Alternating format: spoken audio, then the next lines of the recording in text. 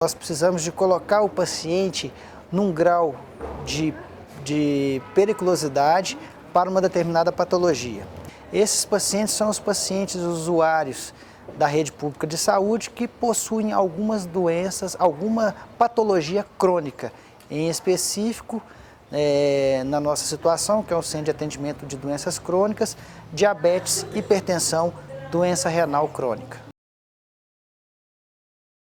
A estratificação de risco desses pacientes em baixo risco, moderado risco, alto risco e muito alto risco, ele é baseado num score de classificação, que é o score de Framingham. Nós utilizamos o score de Framingham modificado.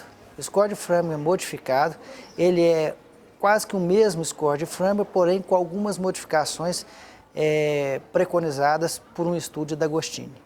Tá? Bom, esse score de Framingham, ele baseia na idade do paciente, que é um dos fatores analisados, né? A pressão arterial do paciente, sendo ela tratada e não tratada, né? O paciente sendo um paciente diabético e não diabético, né? O paciente tabagista e não tabagista, os níveis de colesterol, principalmente colesterol total e HDL, certo? E lesões de órgão-alvo, sendo essas lesões de órgão-alvo podendo ser macro lesões e micro lesões. Como seria isso?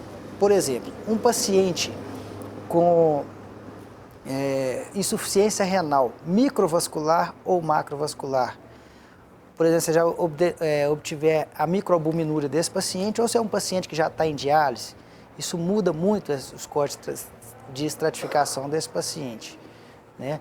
Baseado nessa estratificação, o paciente é classificado e ele vem da atenção primária, já previamente estratificado, para a atenção secundária.